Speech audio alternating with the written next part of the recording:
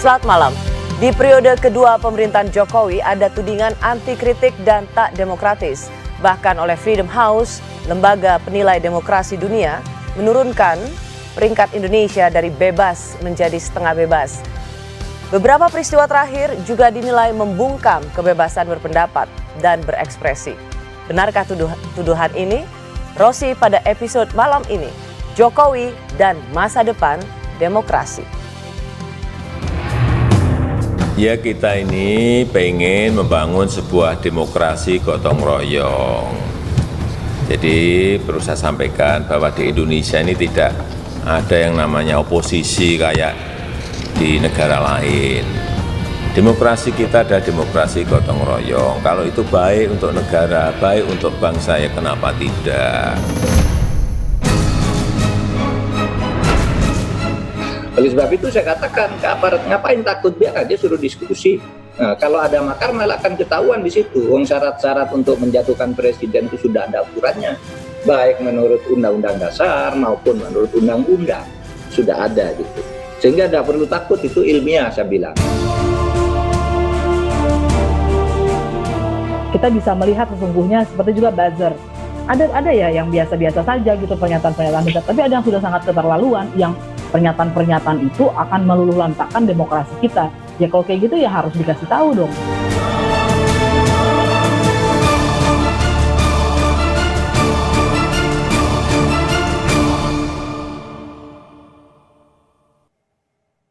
Jokowi dan masa depan demokrasi, itulah tema Rosi malam hari ini. Live streaming bagi Anda, bisa Anda ikuti di kompas.tv/live.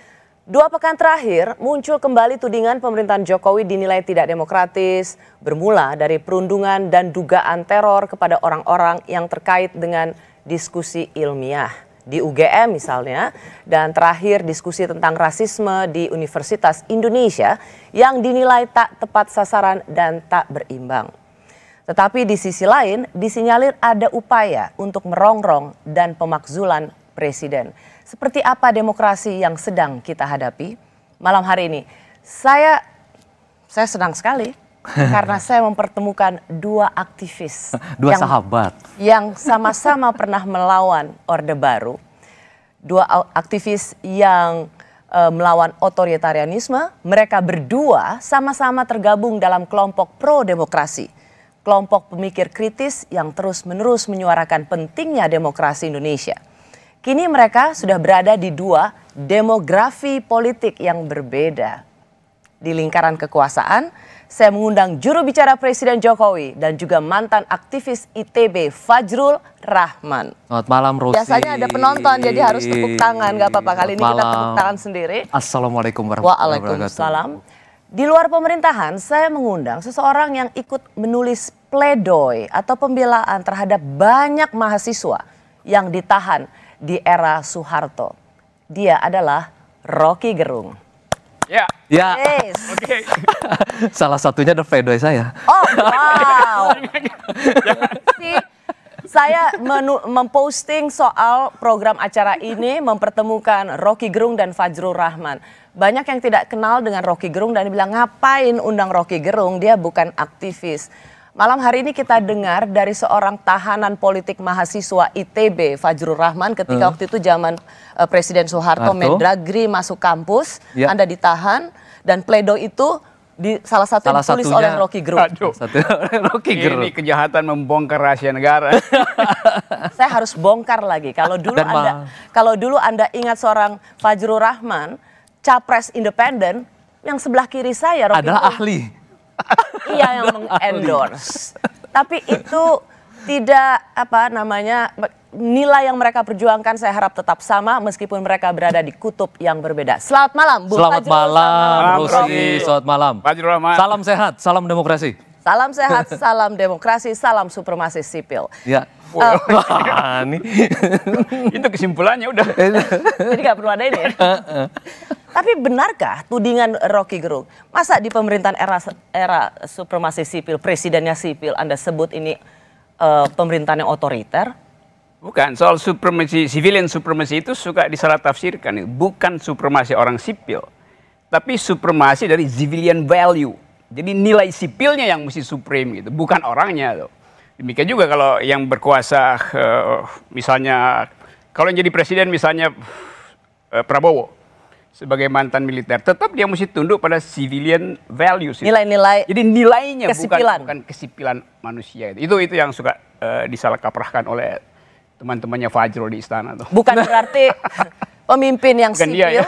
bukan berarti pemimpin yang sipil otomatis akan mendeliver atau mengantarkan nilai-nilai civil society. Bahkan sebaliknya tuh, di dalam sejarah orang sipil justru melampaui kemampuan militer untuk menghalangi demokrasi. Di dalam sejarah pemburukan demokrasi, orang sipilnya yang jadi otoriter. Jadi bukan soal militer atau sipilnya, tapi sistem yang anti demokrasinya. Itu yang membuat kami dengan Rocky sekarang begitu ya, saya dengan Rocky ini kan berjuang sejak 80-an.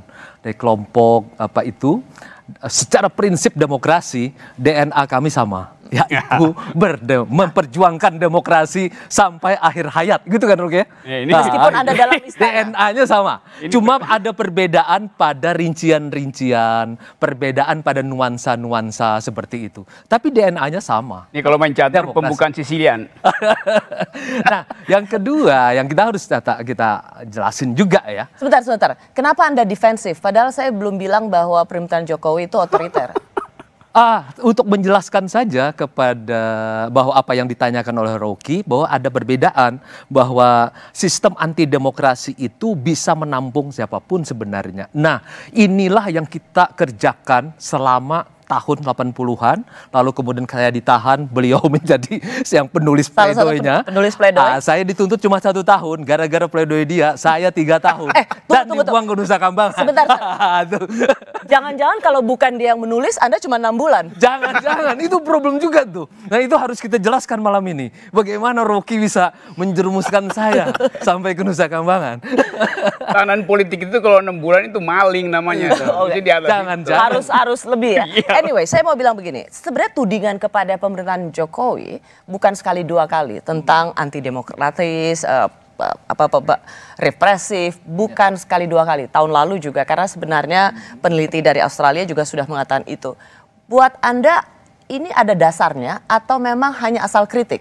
Asal kritik, karena pemerintahan demokrasi yang kita bangun sejak tahun 98 setelah kami sama-sama juga meruntuhkan rezim otoriter Orde Baru. Jadi kalau kita mau malam ini bertanya, Rock, yang mana yang lebih buruk? Apakah pemerintahan anti demokrasi Soeharto atau sekarang ini? Rocky malam ini juga duduk ada di sini masih ketawa-ketawa dengan saya.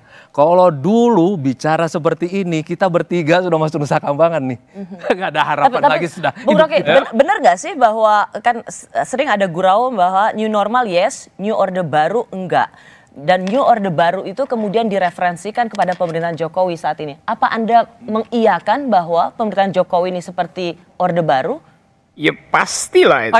Iya kan itu saya mau terangkan tuh. Saya terangkan itu. Kenapa? Karena Presiden Jokowi masih memerlukan Fajrul Rahman sebagai juru bicara itu. Untuk membela demokrasi ala Jokowi itu. Kalau udah demokratis nggak perlu ada orang kayak Fajrul Rahman, cukup ngabalin aja mondar-mandir kan.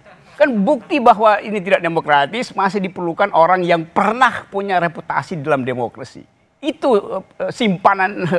Oke, itu masuk akal meskipun kalau si bos atau Pak Rahman Toleng bilang itu alasannya agak bengkok. Ya memang bengkok hari ini. Kalau alasannya lurus, saya mau katakan bahwa demokrasi itu tidak memerlukan influencer, tidak memerlukan buzzer itu. Ya tapi membutuhkan juru bicara, buzzer yes. Juru kita bicaranya fungsinya apa? Juru bicara fungsinya adalah membela kesalahan pikiran demokrasi dari istana tuh. Karena itu kali ini Rocky keliru. Kalau negeri ini demokratis, juru bicara yang membela demokrasi nggak diperlukan. Buktinya Fajrul Rahman tiap hari membela demokrasi. Padahal sebetulnya saya terangkan genealoginya ya. Tema ini apa judulnya tadi? Jokowi dan masa depan demokrasi. Jokowi dan masa depan demokrasi. Agak clear. Maksudnya Jokowi dan masa suram demokrasi. Itu lebih tepat. Karena kita bahas kan. Saya nggak apa-apa dengan pendapat Anda mengatakan bahwa ada kecemasan terhadap masa depan demokrasi. Tapi kalau alasannya hanya penunjukan seorang Fajrul Rahman, aktivis ITB yang ditahan Soeharto. Itu kata pengantar saya. Saya masuk ke bab satunya. Menurut saya itu agak bengkok. Anda harusnya bisa. Nanti. Apa yang lebih mendalam dan prinsip bahwa memang pemerintahan Jokowi ini mengalami kesuraman di saya terangin gimana suramnya ya. Oke. Gimana Rom? Tadi berita di media massa yang viral, Said Didu dinyatakan sebagai tersangka untuk Luhut B. Panjaitan. Dalam 2 jam kemudian diralat oleh Mabes Polri. Tidak tersangka, belum tersangka karena masih dalam gelar perkara. Padahal suratnya adalah tersangka. Jadi ada faktor lain yang masuk sehingga uraian tentang tersangka tidak tersangka berubah-ubah. Satu, seminggu sebelumnya UI mengeluarkan semacam ancaman terhadap mereka yang bikin diskusi itu. Seminggu sebelumnya UGM begitu. Sekarang tunggu, saya terangkan dulu. Semua jadi salah Jokowi. Kita bukan salah Jokowi. Tidak salah Jokowi. Yang salah adalah kemampuan kalian sebagai orang yang paham demokrasi untuk mengambil isu ini dan katakan bahwa rektor UGM bodoh. Tunggu, rektor UI juga kacau. Jadi kalian itu yang ada di dalam itu mestinya membuat rejim ini terbuka. Logika begitu keliru, Rok. Masa semua yang terjadi kesalahan di luar lalu dikaitkan langsung dengan Pak Jokowi misalnya begitu. Begini sajalah. Apakah kita sudah, kami ini betul-betul ya sejak 98 kan? Kita udah mati-matian nih, Rok. Kalau begitu salahnya era siapa kalau begitu? Yang salahnya presidennya. Tidak, Rocky. Apabila itu berurusan dengan yang namanya penegak hukum, biarkanlah diselesaikan oleh penegak hukum. Segala hal yang kurang, segala hal yang lebih dengan penegakan hukum itu ada bagian mereka. Kalau Rocky mengatakan presiden atau istana ikut campur lagi dengan itu, Rocky menyamakan seolah-olah sekarang ini sama dengan Orde Baru. Kita itu udah mati-matian, Rocky. Demokrasi konstitusional. Kita bertahan mati-matian, Rocky. Begini, kan ini ya. Demokrasi itu adalah regimentasi. Sekarang rejimnya itu beroperasi dari istana sampai ke kampus UGM, sampai ke kampus UI. Rocky, lebih parah mana daripada Soekarno? Apa yang paling penting di masa 98 yang kita hasilkan? Gak ada urusan dengan 98. Demokrasi konstitusional. Kita tetap yang namanya ada presidensial. Ya karena Rocky ya. Dan itu terjadi apa yang menjadi kemudian masterpiece kita, presiden dipilih langsung. Presiden hanya boleh 2 kali. Kemudian itu ada. Saya bypass saja deh seluruh keterangan Anda itu. Rocky, ada DPR. Seluruh keterangan Anda itu jadi benar bila tidak ada persekusi terhadap dekan FAUGM. Bila tidak ada pelarangan diskusi di UI.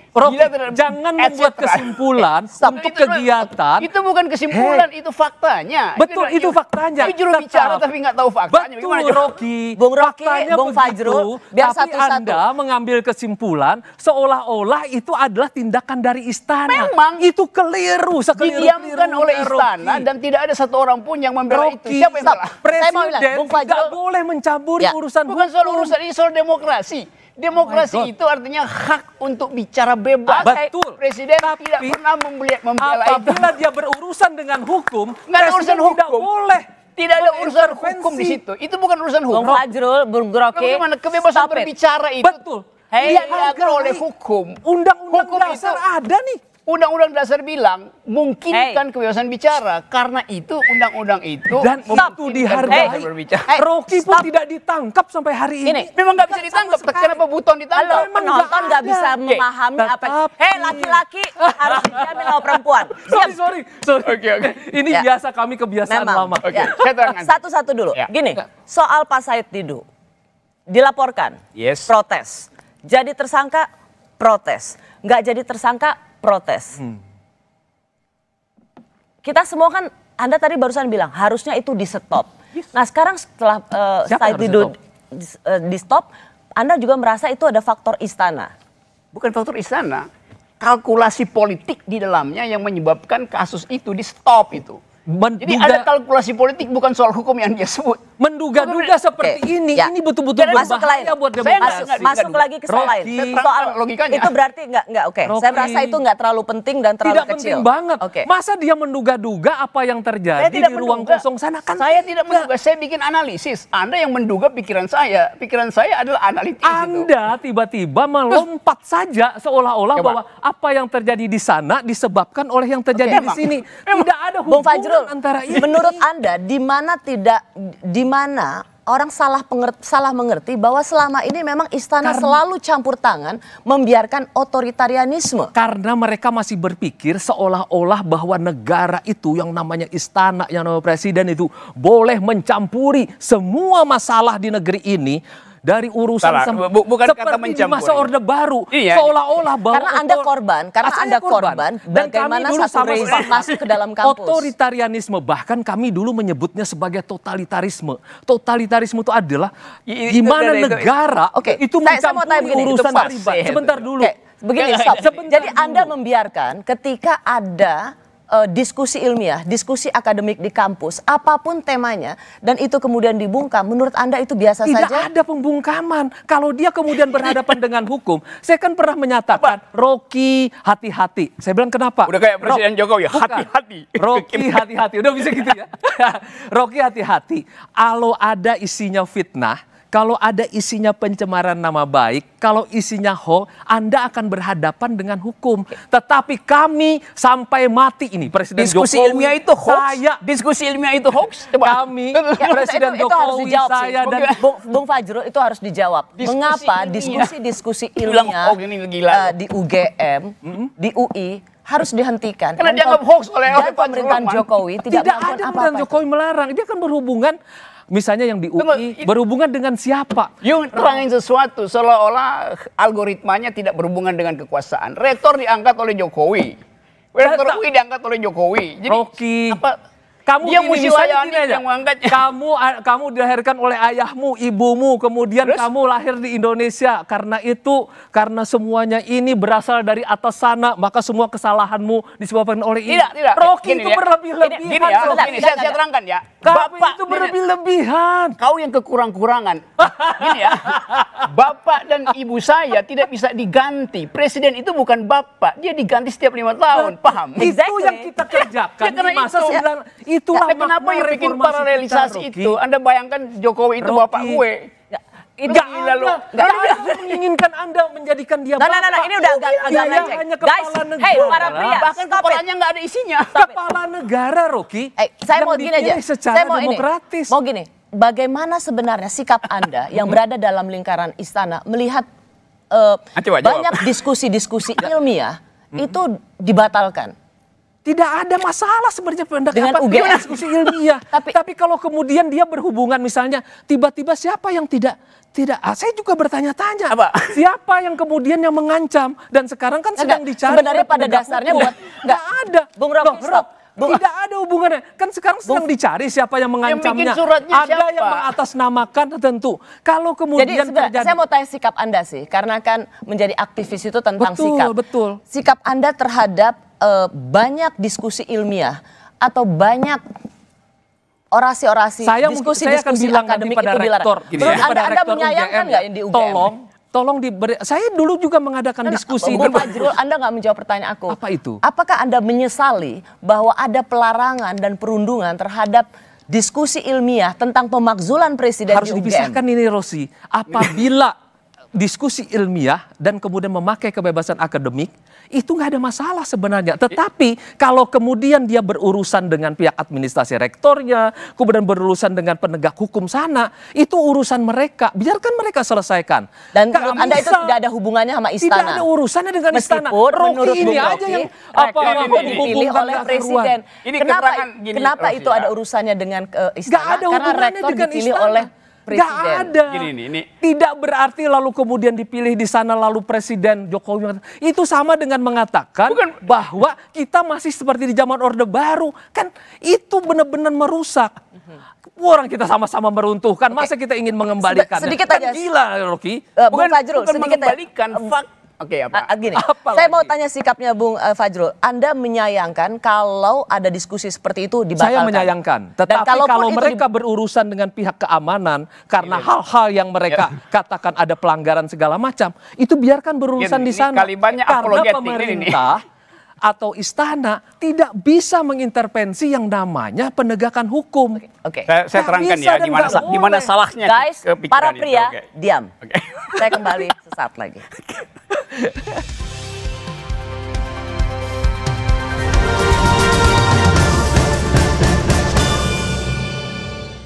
Badan kaku, pegal dan cepat lelah. Faktor U. Susu kalsium biasa nggak bisa ngalahin faktor U. Minum Entrasol dengan ekstrak zaitun dan profit formula bantu penuhi nutrisi harianmu. Entrasol. Wah, baru Fitbar Tiramisu dengan multigrain.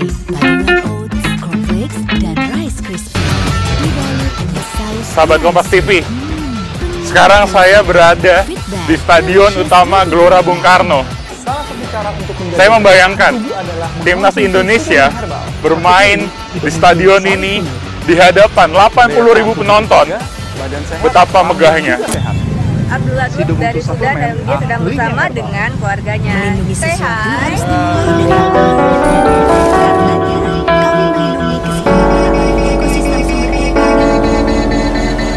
Saya membuat mata palsu karena anak saya pengguna mata palsu juga.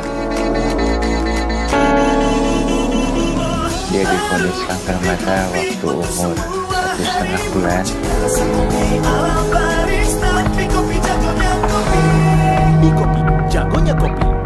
Aktif di rumah aja, no worries. Rambut tetap hitam berkilau. Zing Black Shine satu sachet Rp500 dengan ekstrak urang-aring. Zing PTO lawan tobe. Zing Black Shine satu sachet Rp500. Rambut.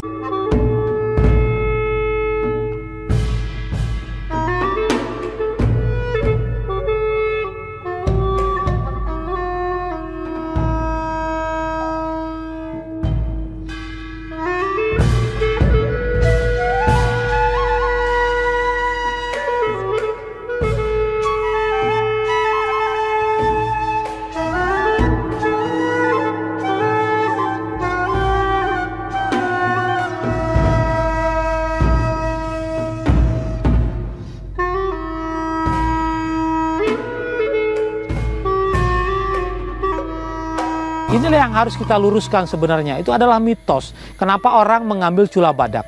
Itu adalah untuk pengobatan, untuk prestise, untuk kebanggaan dan sebagainya. Itu tidak perlu lagi. Karena sebenarnya cula badak itu tidak ubahnya sama dengan kuku kita atau rambut kita yang hanya terdiri dari zat keratin. Dari riset yang sudah dilakukan oleh berbagai tempat, termasuk kita di sini, tidak ada khasiat yang khusus selain dari keratin yang terkandung di dalam cula badak itu. Jadi memang harus kita luruskan. Sangat disayangkan hanya dengan tujuan yang mitos yang tidak jelas, badak harus mati sia-sia.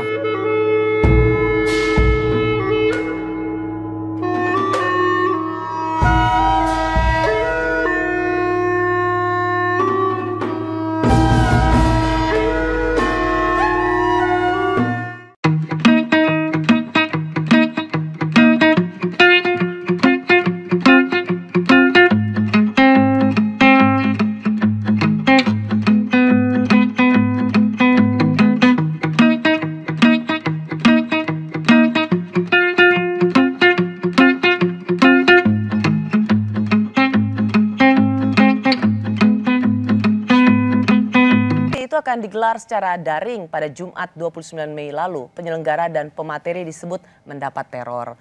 Dan yang terbaru, diskusi yang bertajuk Papuan Lives Matter, rasisme hukum di Papua, dinilai pihak Universitas Indonesia tidak memenuhi prinsip keberimbangan. Padahal diskusi ini dibuat oleh BEM UI sendiri. Pihak Universitas Indonesia menilai bahwa narasumber yang didatangkan tidak kompatibel sehingga pelaksanaan diskusi pada 6 Juni lalu dikritik banyak pihak. Saya juga ingin mengundang para dosen yang mengajar di UI maupun di Universitas Gadjah Mada. Di Universitas Gadjah Mada ada Zainal Arifin Muhtar dan di UI ada Ade Armando. Selamat malam Bung Uceng, selamat malam Bung Ade Armando. Selamat malam, Mbak Rosi. Saya mau ke Uceng dulu. Anda menyesalkan pembatalan diskusi yang sudah direncanakan. Apa ini cukup adil untuk mengatakan bahwa wajah demokrasi pemerintahan Jokowi itu suram? Iya, sebelum sampai ke kesimpulan itu benar atau tidak, analisisnya harus dilihat dulu. Yang pertama adalah ini kan diskusi biasa, ya, diskusi soal keilmuan dilakukan oleh anak mahasiswa yang sedang liburan, nggak tahu mau ngapain, lalu kemudian bikin diskusi, mengundang pembicara seorang profesor yang ngelotok betul keilmuannya soal itu. Nah, tiba-tiba ada yang kebakaran jenggot gitu, mau pakai jenggot atau enggak, tapi dia kebakaran gitu. Lalu kemudian menyerang semuanya di situ, bahkan kemudian melakukan ancaman pembunuhan, bla bla dan lain sebagainya. Poin saya yang pertama begini, Ini kan ini dilakukan di masa Pak Jokowi. Tentu saya sendiri mau mendengar sebenarnya himbauan Pak Jokowi gitu. Paling tidak ada bahasa yang clear, jelas bahwa kemudian yang beginian ini tidak boleh terulang. Ya. Oke. Saya dapat karena saya sudah baca dan saya banyak lihat jawaban Anda soal ini. Tapi pertanyaan saya yang paling penting apakah ini cukup adil atau cukup proporsional untuk mengatakan wajah demokrasi di pemerintahan Presiden Jokowi itu buram? Yang kedua begini sebenarnya, kalau kita bilang pemerintahan Jokowi, maka Jokowi itu tidak sendirian di situ. Di bawahnya berada begitu banyak aparat penegak hukum. Ada jaksa di bawahnya, ada kepolisian di bawahnya. Dan kalau kita buka kembali misalnya catatan-catatan dari misalnya LBH misalnya, pelanggaran-pelanggaran yang dilakukan ini banyak. Gitu. Ada 6.000-an orang, ada 6.000-an korban dari larangan berekspresi yang terjadi selama 2019. Ada yang meninggal, begitu banyak yang meninggal. 300-an itu adalah anak-anak dan lain-lain sebagainya.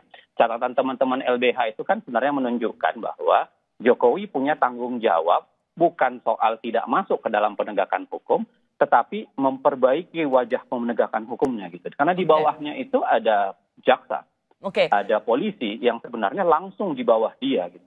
Langsung di bawah ketiak Presiden Jokowi gitu. Jadi apa poin Anda? Anda meminta Presiden untuk turun tangan terhadap kasus-kasus seperti ini? Saya sebagian catatan LBH itu kan adalah penegakan hukum yang tidak terlalu pas atau kemudian tidak berimbang oleh kepolisian dan kejaksaan. Ya. Dan karenanya saya mau membiarkan di situ. Poinnya adalah Anda seperti juga yang dilakukan oleh dikatakan oleh para aktivis, Pak Jokowi harus ikut membereskan ini. Bung Fajrul, Anda termasuk orang yang sebenarnya menjadi korban ketika di mahasiswa atau aktivis juga. Menurut Anda perlu nggak Pak Jokowi? Ada seruan Pak Jokowi turun dong, membereskan mereka yang memang ada di bawah. Apakah logika hukum ini tidak terlalu melompat ya? Bahwa apa yang terjadi di bawah lalu kemudian mestinya bisa diselesaikan di bawah. Presiden Jokowi ini kan pengen ini the governing president, the governing government gitulah ya. Beliau berharap bahwa semuanya itu teratur, good governance begitu. Segala hal diselesaikan berdasarkan wilayahnya sendiri-sendiri seperti itu ya.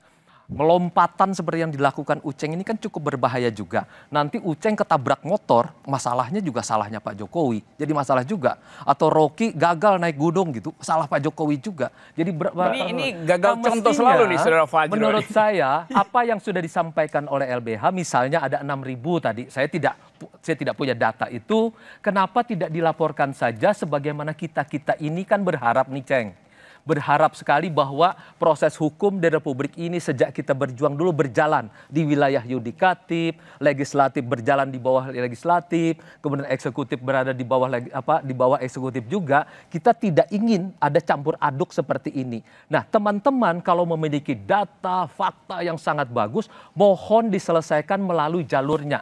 Jangan diterobos semacam ini. Ini akan berbahaya. Itu sama dengan itu Anda ingin mengatakan ini event para aktivis selalu menyerahkan beban ke Pak Jokowi. Seolah-olah ini sama saja dengan menghimbau bahwa lebih baik ini presiden harus menguasai segala-galanya, harus mengatur. Dan itu berbahaya. Itu berbahaya, itu yang kita tentang pada masa Orde Baru dulu. Ya, oke, Bung Uceng.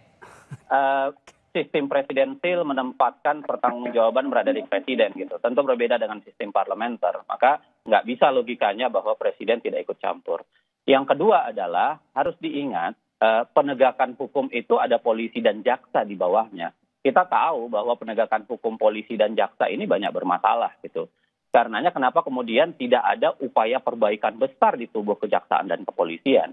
Yang ketiga, kalau Pak Jokowi selalu digembar-gemborkan, tidak mau campur tangan, ikut masuk dalam proses penegakan hukum, Bung Fajrul tentunya lupa ketika Pak Jokowi menyampaikan pidato bahkan mengatakan kepada jaksa dan polisi di daerah supaya tidak mudah mengkriminalkan proses kebijakan dan lain-lain sebagainya.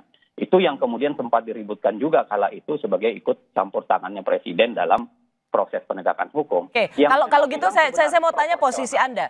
Berarti kan Anda lebih merasa bahwa Pak Jokowi tidak melakukan apa-apa.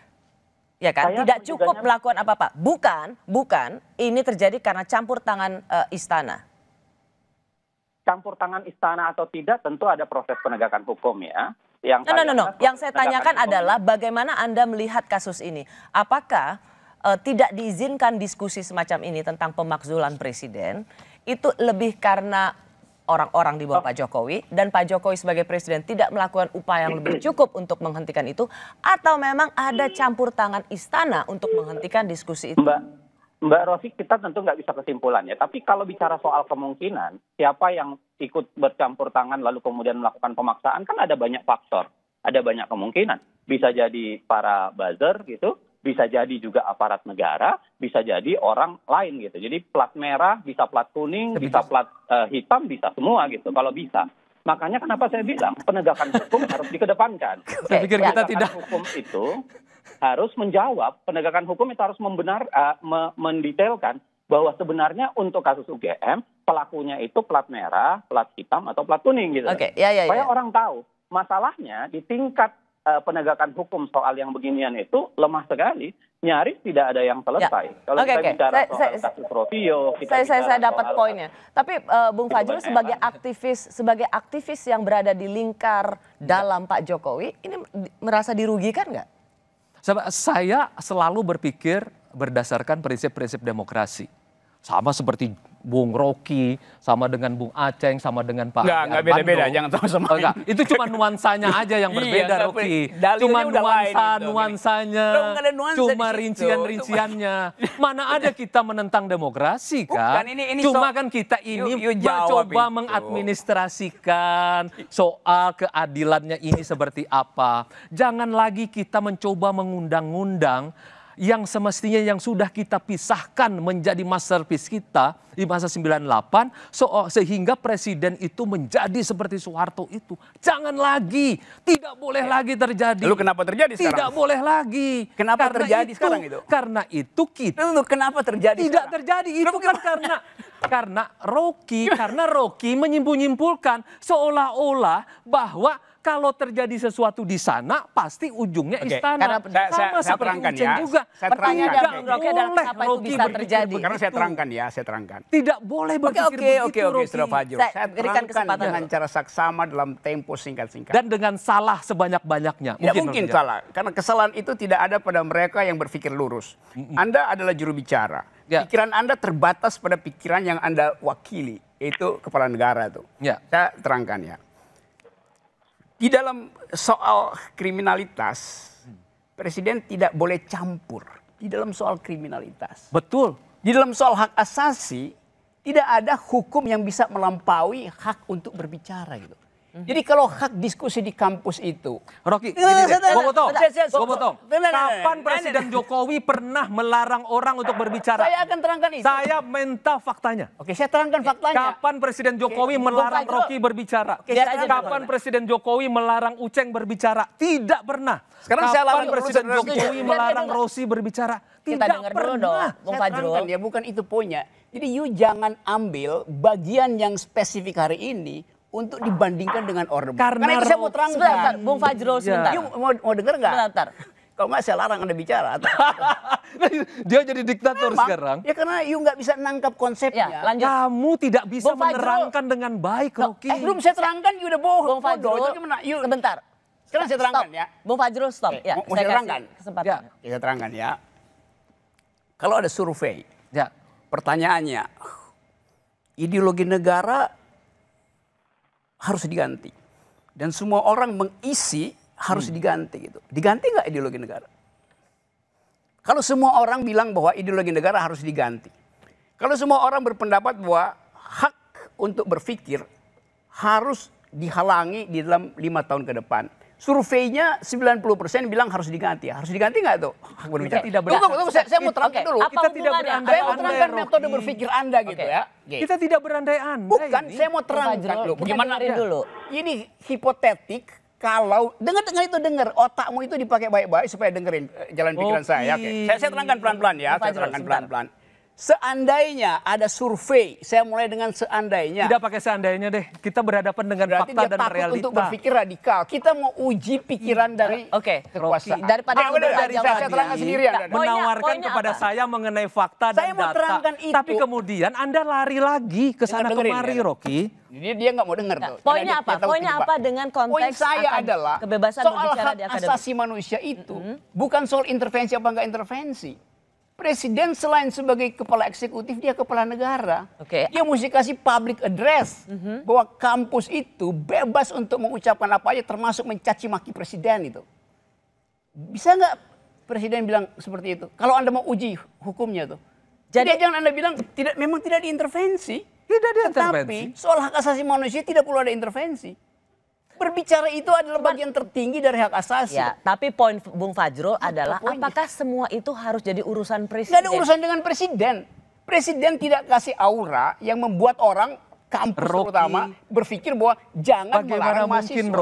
Kalau presiden kampus itu melarang mahasiswa, artinya dia berpikir kalau gua nggak larang presiden akan telepon melalui Fajrul Rahman. Itu poinnya. Cuman poin saya sepakat bahwa presiden harusnya punya ada speech yang mengatakan ada penghargaan pada kebebasan berekspresi bersumpah menjalankan itu normatif, itu nggak saya peduli normatif itu. Faktanya tidak ada satupun keterangan dari sebagai pejabat, sebagai kepala negara, dia bicara tentang administrasi. You bicara administrasi, kita bicara karena tentang dia terikat pasal 4 misalnya dia mengatakan harus mengikuti undang-undang dasar. Dia bersumpah menjalankan Pancasila.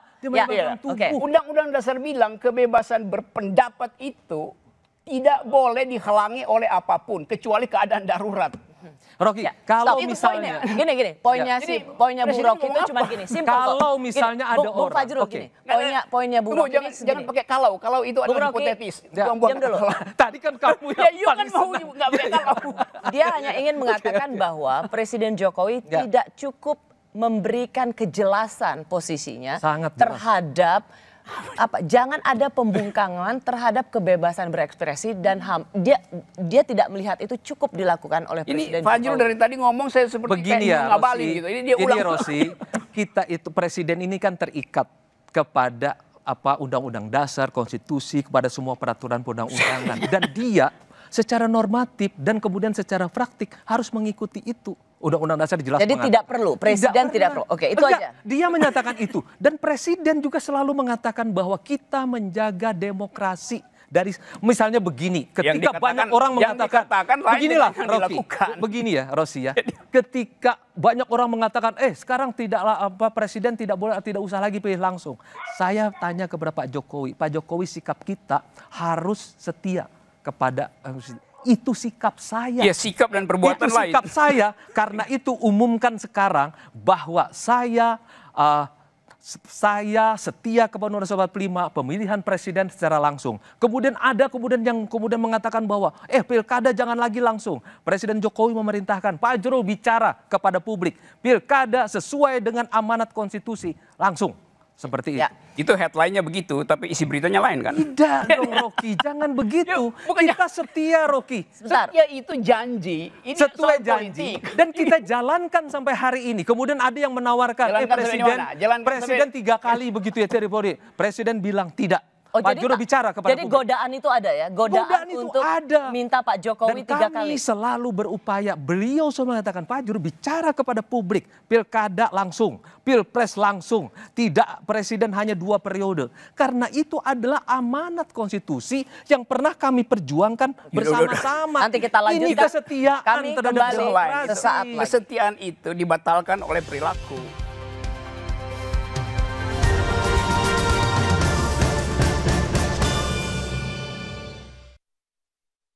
Saat tanah air digempur musuh tak kasat mata, ketika sebagian anak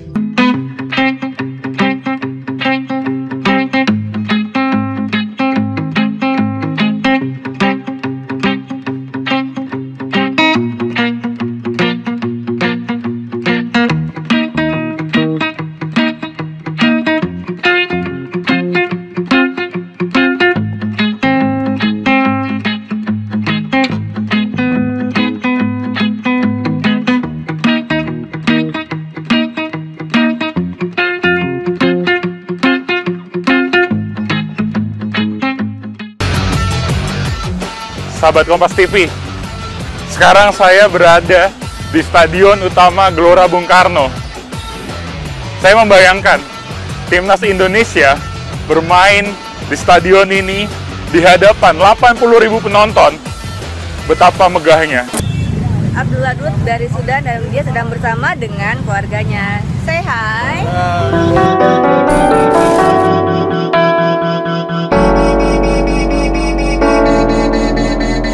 Saya membuat mata palsu karena anak saya pengguna mata palsu juga. Dia divonis kanker mata waktu umur 1,5 bulan.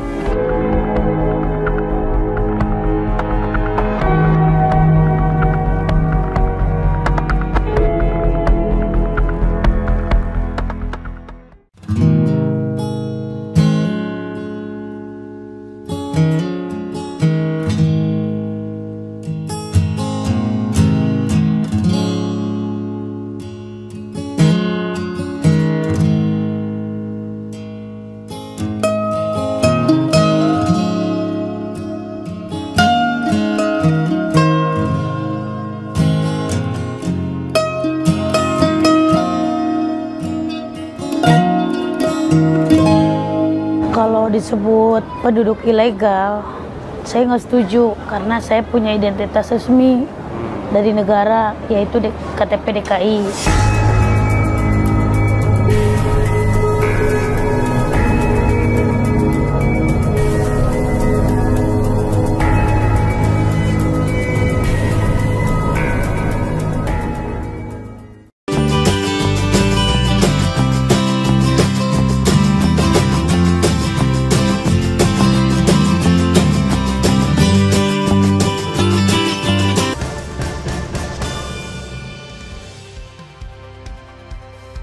Terima kasih Anda masih bersama Rosi di episode Jokowi dan Masa Depan Demokrasi. Masa suram. Masa depan demokrasi sangat cemerlang, Rosi. Ya. Karena kita setia kepada Undang-Undang 45 dan Pancasila. Diskusi lain yang juga menjadi Soeharto sorotan. juga bilang begitu, setia pada Pancasila dan Undang-Undang. Oke. Diskusi yang juga jadi sorotan adalah di kampus kami, Universitas Indonesia, soal rasisme dan menyelaraskan apa yang terjadi di Amerika Serikat soal George Floyd, Black Lives Matter, itu dibatalkan karena dianggap narasumber tidak kompatibel. Ada pengajar di UGM dengan diskusi yang dibatalkan, ada pengajar ilmu komunikasi Universitas UUI, Ade Armando. Apa sikap Anda terhadap pelarangan diskusi tentang rasisme di Universitas Indonesia? Saya nggak melihat ada pelarangan ya.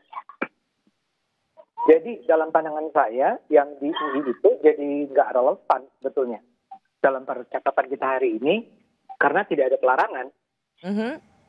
Kalau Anda baca, Ros, itu kan suratnya keluar dari Humas UI. Ya.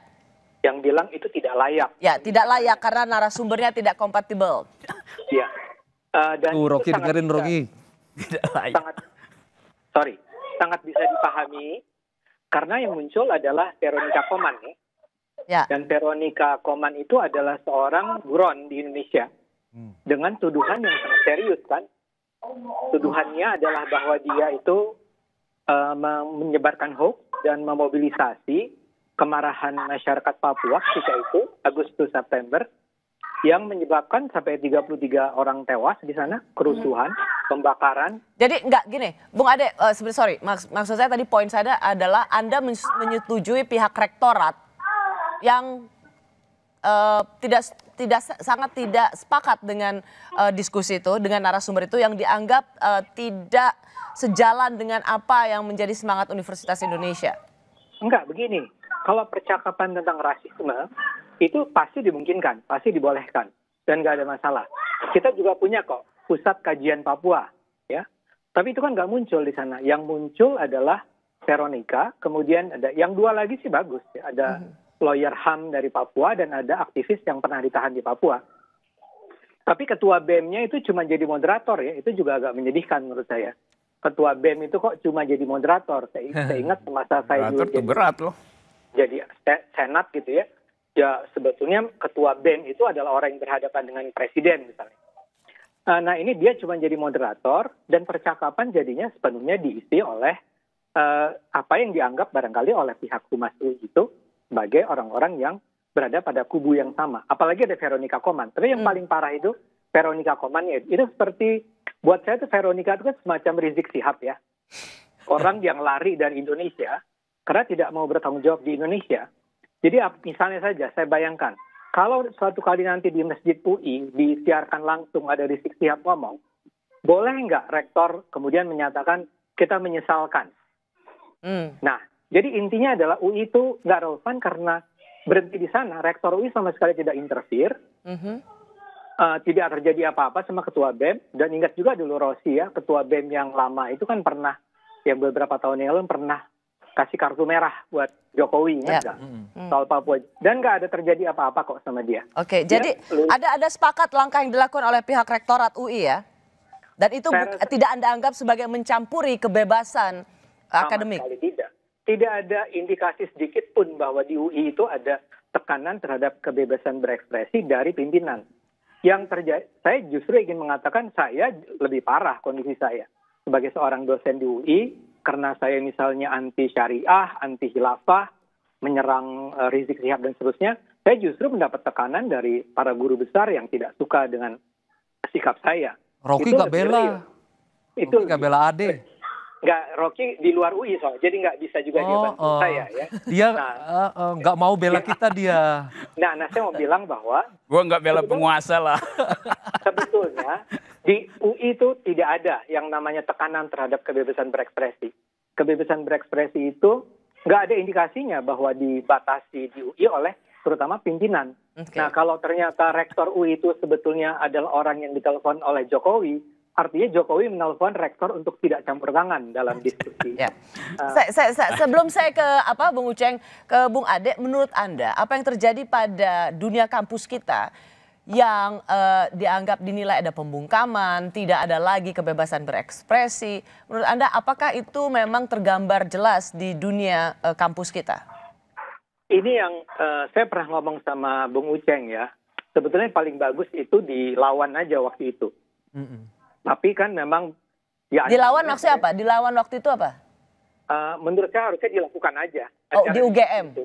Di UGM atau sekarang hari ini katanya juga ada di Unila kan, tentang Papua dan seterusnya. Saya selalu mengingatkan, udah lawan aja. Kok toh nggak jelas siapa yang mengancam itu. Iya. Memang maksud saya gini, ya selalu ada risiko. Dulu juga Pak Julur, Rocky, saya, dulu di zaman kita juga, Bung Uceng juga, ketika di zaman itu kita ambil risiko loh. Kemungkinan kita hilang juga ada. Jadi toh kita melakukannya. Jadi Anda ingin menyarankan bahwa dunia kampus kalau emang ingin menyelenggarakan diskusi ya jalan aja apapun resikonya. Jangan cengeng deh. Dan Anda sepakat nggak kalau misalnya ada pelarangan kemudian dibatalkan itu bagian dari wajah otoriter pemerintahan Jokowi? Ya enggak dong, karena tadi yang dikatakan berulang kali ya. Maksud saya gini, semua ini serba tidak jelas. Ada banyak sekali kekacauan. Ini seperti yang kemarin kita bicara ya, tentang tiba-tiba ada berita bahwa PT UN memerintahkan Jokowi minta maaf. 20 media besar memberitakannya. Ternyata bukan. Sorry. Ya, Anda kan sudah ke Dewan Pers itu. Iya, dan Dewan Pers sudah terbukti bahwa itu salah. Ternyata tidak ada keputusan PT UN agar Jokowi diperintahkan minta maaf. Poin saya bukan soal itu, tapi betapa berita bohong itu bisa menyebar dengan sangat luas, dengan sangat mudah. Nah, saya khawatir, ya oke, di satu sisi siapa yang melarang diskusi di UGM mungkin saja adalah rezim. Mungkin juga adalah, nggak tahu, kalangan-kalangan lain. Atau misalnya di Papua ini. Mungkin rezim, tapi mungkin juga kalangan yang selama ini sudah menikmati privilege mereka di Papua dan sekarang terancam. Atau mungkin juga, dan banyak mungkin karena itu untuk pembuktiannya itu kasus itu pernah menimpa Rocky tuh. Intinya sikap Anda adalah tidak serta-merta apa yang terjadi di dunia kampus itu harus selalu ditimpakan pada pemerintahan Jokowi. Kalau ditambah contoh, Rosi. Iya, karena banyak sekali contohnya itu tadi saya bilang. Harus dibuktikan dulu bahwa ini memang datang dari rezim. Tapi saya setuju dengan apa yang dikatakan Bung Uceng. Pemerintah harus memberikan perlindungan yang sangat jelas terhadap semua bentuk kebebasan berekspresi. Misalnya pernyataan saya tadi, Bung Fajrul, mungkin keluar dari pemerintah. bikin aja diskusi, kita lindungi, misalnya begitu. Ya. Ya. Oke. Ditambah kalau boleh tambah contoh ya, itu kan kasus itu pernah menimpa Bung Rocky juga, yang kemudian menjadi satu seolah-olah seluruh Indonesia ini mengatakan ada satu orang yang kemudian yang akan aktivis lalu kemudian dia dipersekusi oleh rezim. Salah satunya kan yang terkena kan ini Bung Rocky ini. Saya coba. Itu yang kemudian itu menuduh kepada pemerintah, ternyata kan yang terjadi sebaliknya. Ratna Ternyata itu kan hoax kan, ya, yang kemudian itu saya nganggap ini soal kebebasan itu udah selesai lah. Enggak, tapi ya. Ini bisa mirip. Jadi jangan sampai kita membuat kesimpulan-kesimpulan dari data-data yang sangat sumir, yang tidak jelas. Akibatnya karena kebencian kita terhadap sesuatu, lalu kita menjadi tidak adil. Saya akan kembali pada Anda berdua, tapi saya mau say goodbye dulu ke Bung Ade sama Bung Uceng. Bung Uceng, apa yang Anda perlukan dari seorang Presiden Jokowi tentang yang selama ini dirasakan oleh para aktivis, para pemberantasan korupsi maupun pro demokrasi? Apa yang sebenarnya masih Anda ingin dengar dari Presiden Jokowi? Iya, saya pikir satu sikap yang jelas ya, karena sebenarnya terhadap semua pelanggaran itu Jokowi sebenarnya bisa melakukan dua hal, bisa melakukan tindakan dan bisa melakukan sesuatu yang tidak membiarkan. Jadi bukan pembiaran. Jadi dia harus masuk sesuatu. Yang kedua, penegakan hak asasi manusia itu penuh tanggung jawab presiden. Ada pemenuhan di situ, dan tanggung jawab itu harusnya dinyatakan. Apalagi ada pelanggaran hak asasi. Saya tidak tahu apa yang terjadi di kasus UI ya, dengan segala keterbatasan pengetahuan saya. Tapi menurut saya salah satu tantangan besar terhadap kebebasan berekspresi, selain kita bicara soal rejim memang biasanya bermasalah, ada penegakan hukum yang tidak terlalu baik, tapi yang ketiga juga adalah akademisi itu sendiri, karena seringkali akademisi punya fantasinya yang berbeda-beda soal kebebasan akademik. Bahkan dalam kasus UGM misalnya ada akademisi yang memaki-maki diskusi itu dan menuduh makar hanya karena baca judul gitu, tidak baca tor, tidak baca isi dan lain-lain sebagainya. Nah, itu poin saya sebenarnya ini bisa clear, ini bisa selesai kalau potret penegakan hukumnya ada. Kenapa dalam kasus Ratna Sarumpait kemudian seakan-akan mudah untuk selesai? Karena penegakan hukumnya berjalan, efektif dan menyelesaikan. Pada saat yang lain ada banyak kasus-kasus yang ngambang. Misalnya kasus Rovio di Surabaya yang belum selesai sampai sekarang. Itu akan saya tanyakan pada Bung Rocky. Ya. Berapa kasus yang dicatatkan oleh teman-teman LBH. Dan saya sih menunggu apa yang akan dilakukan terhadap kasus pengancaman menggunakan nama kepolisian, menggunakan nama Muhammadiyah itu di Yogyakarta. Ya, terima kasih Bung Ade Armando, terima kasih Bung Uceng. Karena saya sependapat dengan Bung Uceng. Apa yang usaha ekstra yang dilakukan oleh Istana terhadap penangkapan para aktivis? Saya sependapat dengan Bung Uceng dalam soal bahwa misalnya tadi dari pihak penegak hukum di Yogyakarta mesti mengusut itu. Karena melibatkan nama-nama organisasi besar dan kemudian nama-nama lembaga yang sebenarnya bisa merugikan mereka. Jadi itu memang harus dibuka. Dan kepada pihak penyelenggara mahasiswa, menurut saya sih biasa aja kan judulnya. Kalau dia lanjutkan juga mestinya jangan cengeng, jalan aja. Jangan kemudian bergembar-gembor bahwa saya sedang diancam. Orang dulu kita tiap hari diancam juga, kita tetap jalan kok. Nah kemudian yang kedua, Ceng, dalam kasus RS dulu itu yang melibatkan Rocky. Itu nggak usah lagi lah. Bukan, ini contoh yang bagus sekali. No. Karena Pak Jokowi itu dipaksa. Pak Jokowi itu dipaksa. Itu salah hoax. Tiap hari supaya menyatakan bahwa ini ada aktivis yang diancam, digebukin segala macam. Saya termasuk ikut dalam rapat-rapat untuk ini siapa sebenarnya melakukannya ini kan ya. Karena semuanya kan dituduhkan kepada istana. Pak Jokowi mengatakan apa? Oke, baik. Ini kan kita jadi karena kasus Ratna Sarumpait kita berikan kesempatan kepada Presiden Jokowi sangat berhati-hati terhadap apa yang menjadi klaim aktivis. Betul, dan lalu kemudian kita serahkan kepada pihak penegak hukum sehingga pihak penegak hukum bisa memberitahu clear. Pak Jokowi itu orangnya kan. Pertanyaan terakhir adalah tadi dari Bung Uceng. Bagaimana soal penangkapan aktivis Ravio misalnya atau aktivis pro pemberantasan korupsi? Apa yang bisa dilakukan oleh Istana? kan sudah yang dilakukan kan waktu itu sudah pembebasan dan kemudian memerintahkan kepada Pak Mahfud MD untuk melacak itu lebih jauh apa sebenarnya yang terjadi. Dan akhirnya Pak Mahfud MD sebagai Menko Polhukam mengumumkan kepada publik bahwa terjadi ada beberapa masalah segala macam dan kemudian Rapio dibebaskan. Jadi memang ada tampaknya beberapa hal yang bisa menjelaskan itu secara teknis tentu adalah Pak Mahfud MD. Tapi kita bersyukur dan kemudian saudara Rapio sudah dibebaskan. Oke, baik. Kami kembali sesaat lagi.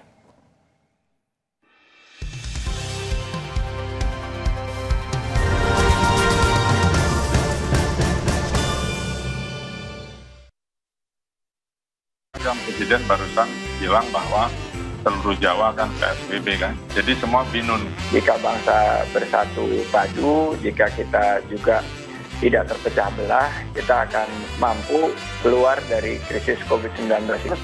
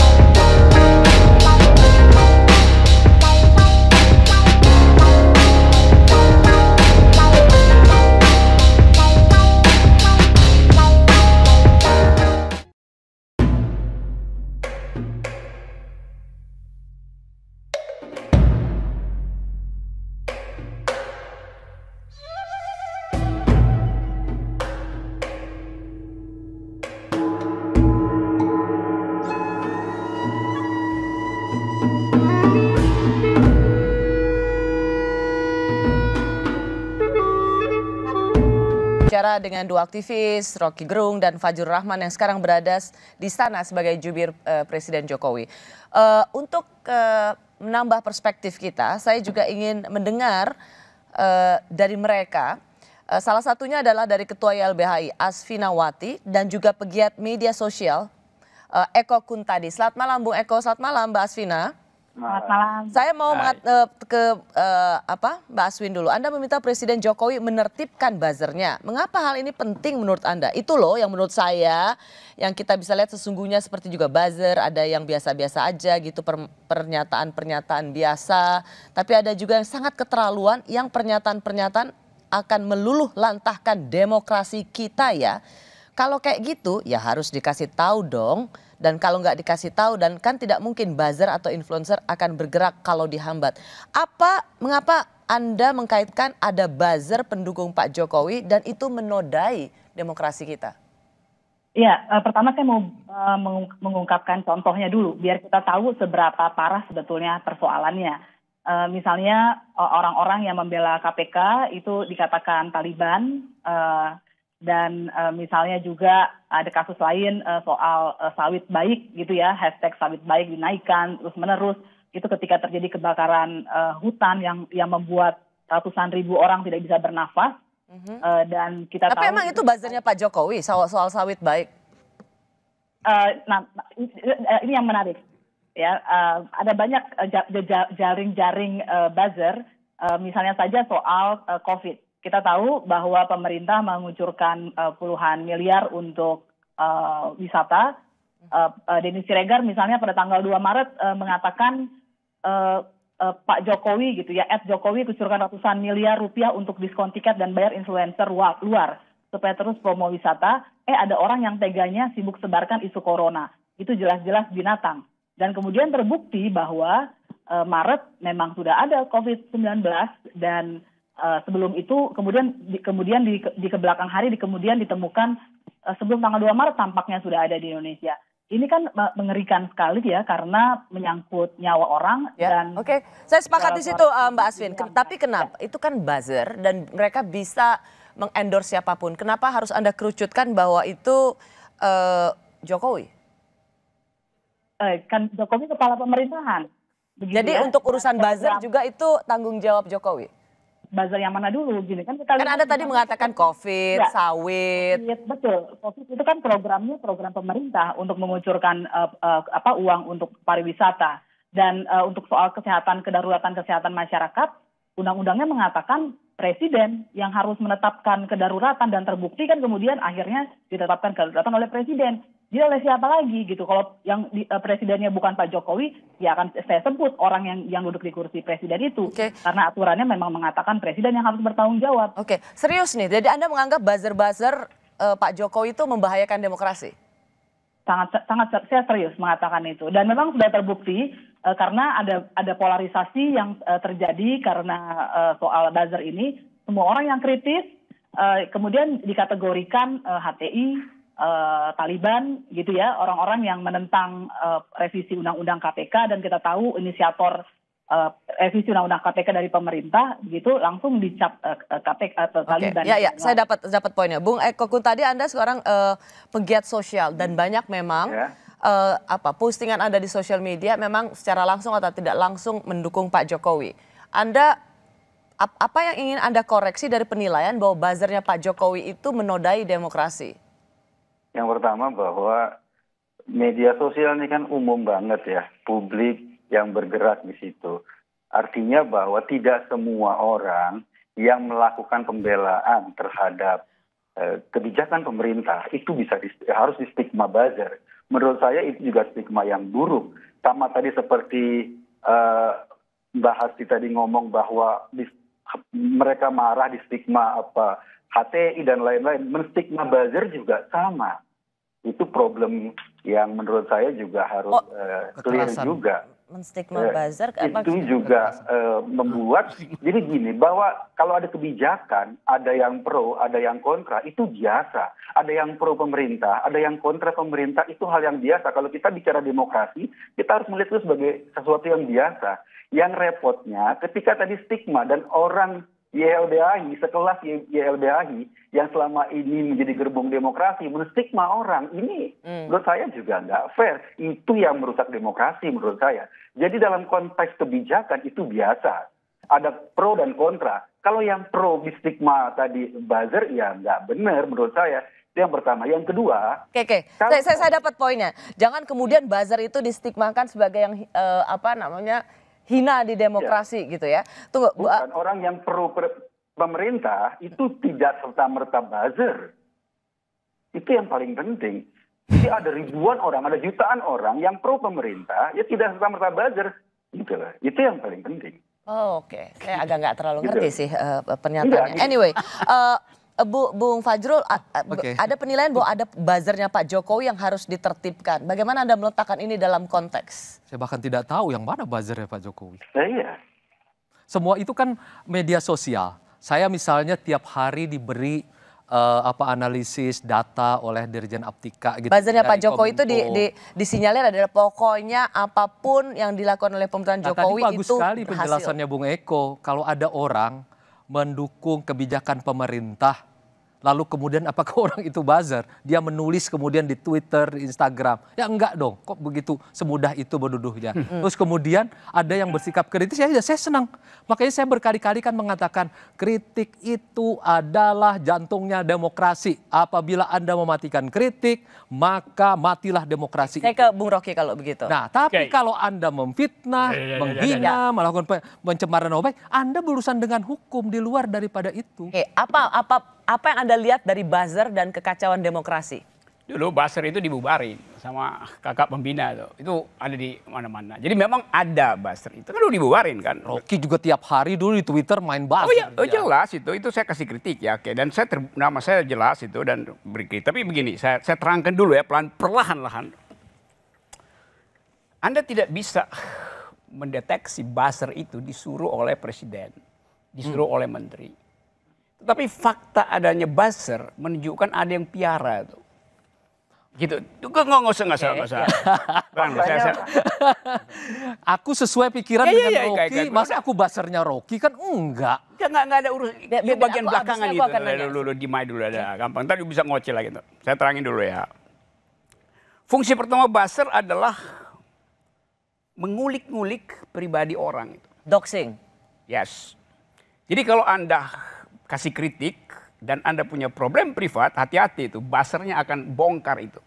Sekarang bertanya kok dia tahu? Karena buzzer ini ada, ya mungkin ada buzzer yang mantan wartawan bodoh, kekurangan uang jadi buzzer itu. Ada mantan aktivis itu, mantan LSM sama jadi buzzer karena butuh uang itu. Ada buzzer yang dosennya ya standar-standar aja direkrut jadi buzzer. Jadi mereka punya pengetahuan tentang siapa si tokoh itu. Rentetannya ada tuh. Karena dia dulu wartawan, karena dia dulu adalah LSM, karena dulu dia adalah akademisi tuh. Jadi mereka punya data itu tuh. Kemudian bersembunyi di dalam akun-akun anonim. Anonim, oke. Nah, jadi menurut Anda apa yang membedakan Anda yang selalu mengkritik Pak Jokowi dan buzzer yang selama ini membela Pak Jokowi? Kan ada tuduhan juga seorang Bung Rocky yang mengatakan, Bung Rocky ini buzzernya AHY. Saya tidak berbuzzeria. Karena buzzer itu ada APBN-nya tuh. Enggak, oke, saya sebut APBN dalam pengertian influencernya kan dikeluarin uang buat APBN kan? Ya kemarin waktu pariwisata saya membela. Tunggu karena itu tunggu dulu. Saya belum selesai nerangin apa yang namanya buzzer itu tuh. Kalau Anda bilang misalnya saya membela AHY, iya saya membela pikirannya tuh. Karena dia bukan tokoh pada waktu itu. Saya dekat dengan SBY, ya saya diskusi. Saya waktu kampanye kemarin tuh dekat dengan Prabowo, ya karena saya menghajar istana tuh. Tapi saya dengan Prabowo berbeda motifnya. Saya ingin membatalkan kedunguan istana, Prabowo ingin mengambil kekuasaan di situ kan. Jadi nggak ada hubungannya sebetulnya tuh. Tapi yang lebih penting adalah ada uang mengalir apa tidak itu. Dan demi apa itu. Kalau saya disebut buzzer Prabowo, 12 jam setelah Prabowo jadi menteri, saya hajar di Twitter juga kan. Dan saya dipanggil Prabowo, diundang untuk diskusi, oke saya datangin. Jadi nggak ada urusan dengan Kantong. Kekuasaan dan kantong. Rocky ini menghina. Jadi gini, maksudnya dia menghina adalah ketika dia mengkritik itu tidak ada urusannya dengan isi kantong. Tidak ada urusannya dengan kekuasaan. Itu pasti ada kan satu kategori yang tidak bisa dipakai untuk semuanya. Dia menghina kecerdasan publik. Apabila misalnya saya juga misalnya mendukung Rocky yang mengatakan misalnya kami pernah bersama-sama kan mendukung capres independen. Terus buzzer apa di situ? Terus kemudian pilkada independen kami berhasil. Kami saling mendukung. Kalau kemudian Rocky sekarang mengatakan bahwa demokrasi harus dijalankan di Indonesia. Saya jalankan. Nggak ada masalah. Saya nggak bayar Anda buat jadi presiden independen. Anda tidak bayar saya tuh. Tapi buzzer itu ada anggarannya tuh. Kita artinya tidak bisa menduga-duga Rocky. Artinya Bung Fajrul, kalau Bung Fajrul mendukung Rocky, Anda bukan buzzer. Kalau begitu Anda laporkan Rocky. Laporan ke siapa? Anda laporkan saja apabila itu, misalnya apabila itu ternyata merusak demokrasi. Apabila itu ternyata menghina Anda, apabila itu memfitnah Anda. Sekarang saya tanya. Majukan saja. Sekarang saya tanya. Merusak demokrasi tidak buzzer ini? Coba jawab, ya apa enggak? Tunggu, ya apa enggak? Tunggu, ya apa tidak? Kita jelaskan dulu buzzer apa ini. Kalau misalnya ada kebijakan Pak Jokowi bahwa kita sama-sama menegakkan disiplin melawan COVID-19. Terus ada yang kemudian mendukung. Ada yang kemudian, terus mau apa? Anda lemah di dalam contoh. Saya ambil contoh yang contohnya apa? Saya ngomong deh. Contohnya apa? Kamu ingin mengatakan semua yang membuli orang dan mengorek privasi orang. Siapa itu? Saya nggak tahu. Bagaimana Anda juru bicara nggak tahu isu saya nggak tahu. Saya tidak mau menuduh orang itu masalahnya. Mau saya sebut namanya? Sebut aja. Ada di dalam sebut media massa aja namanya itu. Rocky. Jadi Anda tidak sebut aja. Saya menyebut pada Anda yang juru bicara yang tahu tentang isu publik. Anda baca koran enggak? Enggak. Saya tidak akan berbicara faktanya ada di koran. Kemudian dengan tuduhan itu yang merusak demokrasi, Rocky. Buset ini. Gini, maksudnya maksudnya Bung Rocky itu adalah kalaupun Anda mendukung Rocky Anda atau mau jawab kan? Itu bukan buzzer karena Anda melakukan itu pada ada kesamaan nilai. Tapi ada orang-orang yang memang dibayar. Yang orang-orang itu kita kan tidak tahu karena kita benar dia dibayar tidak. You tidak tahu. Yang saya tanya, dia dibayar itu merusak demokrasi apa tidak? Kalau berandai-andai kita tidak bisa, Rocky. Anda takut menjawab? Anda aja yang menyebut. Saya nggak menyebut. Anda nanti akan masuk. Misalnya Anda laporkan saja. Saya cuma tanya. Kalau buzzernya itu ada anggarannya. Kita tidak berandai-andai. Karena apa yang disampaikan Ospina itu tidak berandai-andai. Dia mungkin menyebut. Nah kalau kayak begitu, kumpulkan nama-nama itu. Lalu kemudian kalau mereka betul-betul melakukan. Kan ada jelas secara hukum. Pertanyaan saya, ini memfitnah nih. Itu soal hukum. Pertanyaan saya dalam prinsip demokrasi. Buzzer itu bagus apa tidak? Itu dia nggak mau jawab. Rocky, orang yang terlibat di dalam media sosial itu bebas. Ini bukan soal media sosial, bebas. Buzzer yang dibayar. Ini pasar bebas. Kalau misalnya Anda bisa membuktikan, kalau misalnya Asvina bisa membuktikan bahwa ada orang yang dibayar untuk menghina orang, memfitnah orang, kemudian mencemarkan nama baik orang, laporkan, biarkan pengadilan yang bertindak. Karena itu merusak demokrasi. Itu merusak demokrasi. Itu kalau dia merusak demokrasi, Anda bilang pada presiden tertibkan buzzer-buzzer istana. Tidak ada. Rocky, jadi nggak ada buzzer istana. Dari tadi Anda selalu melompat. Semua kamu ini mirip dengan, saya nggak tahu, saya jadi ragu-ragu. Dengan orang yang selalu menyalahkan Pak Jokowi menyalahkan. Padahal urutannya ini belum lengkap, logikanya tidak ada belum sama lengkap. Sekali buzzer istana. Saya tidak pernah mengetahui. Tidak ada buzzernya Pak Jokowi. Jangan bilang nggak ada, you nggak tahu kan? Saya tidak tahu mengetahui itu ya, karena setahu saya mengatakan sesuatu yang dia nggak tahu, Bung. Karena menurut saya yang namanya media sosial itu pasar bebas. Saya kenal ada nama seperti Rocky, saya ikutin apa yang dia sampaikan. Saya mau tanya tadi, dan saya tidak pernah mengatakan dia kemudian perlu ditangkap. Merasa ada dasarnya nggak sih menuduh, bukan menuduh sih, mengatakan bahwa buzzer Pak Jokowi harus menertibkan buzzernya? Ya pertama kan begini, ada banyak kebijakan-kebijakan yang disupport oleh akun-akun tertentu, begitu ya, dan kemudian akun itu digaungkan oleh akun bot juga. Jadi kita jangan pura-pura bodoh bahwa semua ada yang memang bodoh. Bahwa akun itu adalah manusia semua. Tidak. Tapi itu bukannya vice versa bagi mereka yang juga anti vice versa. Pak Jokowi juga melakukan hal yang sama. Tapi kan kemudian perbedaannya adalah kalau ini disokong oleh pemerintah, itu Anda tidak adil. Seolah-olah kalau melawan pemerintah boleh menjadi itu, lalu kemudian itu menjadi lebih bodoh lagi. Kita berikan mandat untuk mengatur negara, itu persoalannya. Itu menjadi lebih bodoh lagi cara berpikir begitu. Mas Eko tadi kemudian melakukan jumping logical fallacy. Saya tidak pernah menuduh Mas Eko atau siapapun menjadi buzzer. Saya cuma bilang secara umum ada buzzer-buzzer yang keterlaluan, dan ini bukan kata saya. Ini kata banyak orang, kata hasil. Jangan pakai kata orang. Kita berbicara di depan publik dan ini bisa menjadi konsumsi publik. Pernyataan seperti itu membuat publik menjadi itu pernyataan bodoh dan sangat bodoh. Orang-orang yang sedang menjadi korban, ada orang-orang yang privasinya dibongkar, cuma saya tidak mungkin mengatakan karena itu rahasia klien dengan korbannya. Mbak Asvina, ini dulu, Bung Eko Kun, tadi Anda pernah disokong nggak oleh Pak Jokowi atau orang-orang sekitar Pak Jokowi untuk terus mendukung program-program atau memberangus mereka yang berbeda pendapat dengan istana? Enggak, saya pernah sering bahkan mengkritik beberapa kebijakan pemerintah yang menurut saya enggak sesuai dengan logika Eko saja pernah mengkritik saya kok. Ya kok ya? Iya, saya kritik Pak Fajrul dengan keras karena saya anggap beberapa komentarnya, caranya sebagai juru bicara waktu awal-awal belum pas, saya kritik dengan keras. Kalau sekarang sudah setuju ya? Yang kedua, saya bingung nih sama LBHI. Kemarin ketika Pak Jokowi, pemerintah membatasi internet di Papua karena ada kerusuhan di Papua, YLBHI menggugat pemerintah. Itu kasusnya kerusuhan loh.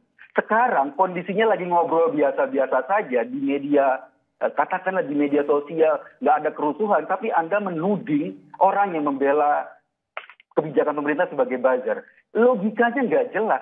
Kerusuhan. Berarti Mas Eko tidak menerima putusan PT UN ya? Itu pengadilan sudah mengatakan perbuatan. Saya setuju kalau Anda mengatakan bahwa itu bukan kata semua orang itu bisa mengekspresikan. Itu urusan Anda sendiri. Seperti kata saya setuju. Ketika semua orang bisa Anda bela. Kita negara hukum. Itu persis. Saya setuju. Ketika Anda semua orang Anda. Gini. Bung Eko sama Bung Asvina. Ini maksudnya Bung Eko, teman-teman aktivis LSM ini jangan double standard. Ketika mengatakan soal Papua, Anda menggugat pemerintah. Ini kita lagi bicara seperti ini, tapi Anda minta pemerintah memberangus. Kan sama aja. Ada yang ditangkap bahwa selama ini teman-teman aktivis LSM yang penting berseberangan dengan pemerintah dan yang kemudian anti pemerintah itu yang dianggap lebih pro demokrasi. Double standard. Karena menurut saya.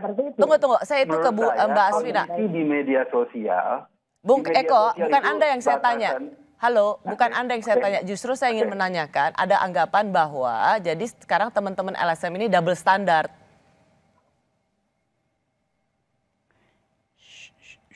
Ya dengar. Mbak Asvina? Iya, ini buat saya. Iya. Iya, jadi begini. Kalau mengacu pada putusan pengadilan, pertama yang harus kita ketahui sebenarnya siapa sih yang membuat kerusuhan gitu. Mana sebab dan mana akibatnya, itu persoalannya. Mereka kan melakukan aksi demonstrasi damai untuk meminta tidak ada lagi sikap rasisme kepada masyarakat Papua. Itu persoalannya, dan kemudian aksi massanya dihajar, banyak orang ditangkap dan luka-luka. Dan soal shutdown internet itu sangat berbahaya karena orang-orang jadi tidak bisa berkomunikasi, tidak tahu justru ketika masa keadaan kerusuhan. Langsung to the point aja Mbak Asvina. Ada anggapan juga teman-teman aktivis sekarang ini double standard gitu. Oh ya, saya sudah menjelaskan. Kami tidak ada double standard. Dari dulu kita sudah menentang penghancuran demokrasi, misalnya seperti hate speech dan lain-lain sebelum negara ikut-ikutan dan mengarahkan konsepnya ke arah penodaan. Ya, kebebasan bicara yang diperjuangkan oleh teman-teman LSM kan termasuk juga kebebasan para buzzer. Kenapa kemudian Pak Jokowi atau Presiden Jokowi harus menertibkan buzzer? Bukankah itu bagian dari kebebasan berbicara? Kalau kita lihat kata buzzernya adalah orang yang mendapat pesanan. Jadi bukan pikiran dia sendiri. Dia berbicara ketika ada bayaran. Itu persis seperti iklan. Begitu ya. Dan kalau kebebasan setiap orang, kalau ada influencer dia mau membela mati-matian gitu ya, karena itu fans, jadi fans, ya silakan saja. Yang sedang kita bicarakan adalah buzzer. Dan saya tidak pernah mengatakan si ini si itu menjadi buzzer. Justru orang-orang itu yang mungkin merasa tiba-tiba tersinggung melakukan balasan-balasan gitu. Saya nggak pernah menyebutkan nama sama sekali. Ya, Bung Rocky, buat Anda tetap merasa bahwa buzzer itu berbahaya buat demokrasi? bukan sekedar berbahaya aja, itu kalau berbahaya masih bisa ditangani gitu, tapi dipelihara itu soalnya kan. Karena dipelihara maka dia jadi arogan itu. Buzzer kalau ada otak ya bagus banget kan. Kalau buzzer yang nggak ada otak itu, nggak ada otak dan lapar terus untuk menghajar pribadi orang, itu kan masalahnya kan. Wih, kalau Fajrul segala macam geng itu mau debat itu dia nggak bakal jadi buzzer. Justru karena kepalanya kosong maka dia terima aja apa yang di brief oleh pemberi uang itu kan. Lalu dibongkar dan kita nggak tahu kita mau macam. Saya udah nggak punya Twitter sih, Twitter saya juga dirampok sama buzzer nih. Buat Anda bukan soal kebebasan bicaranya, tetapi soal didukung dan dipelihara oleh kekuasaan. Pikiran itu disebut pikiran kalau dia dihadapkan dengan pikiran lain. Ini dia nggak mau berhadapan. Dia bongkar pribadi orang, bohong semua isinya. Dan kita nggak tahu kita mau hadapi dengan cara apa itu. Wong dia anonim. Kalau mau debat beginian. Tapi kan kita nggak bisa minta orang dungu itu untuk ikut dalam pembicaraan semacam ini kan. Ya. Kan itu. Jadi buzzer itu adalah kedunguan yang dipelihara oleh istana tuh. Karena istana diemin. Sekali lagi Rocky, saya membantah tidak pernah begitu terjadi. Kemudian saya mau bantah juga ya. Apa yang mau dibantah? Tadi saya ingin membantah sih ini. Asvina. Tidak benar pemerintah yang menjalankan praktik politik rasisme. Karena kan kejadian itu kan dari Surabaya itu tidak pernah. Itu bukan kebijakan politik dari pemerintah. Jangan dengan suka menuduh. Anda ini kan senang banget ini membuat kesimpulan yang melompat.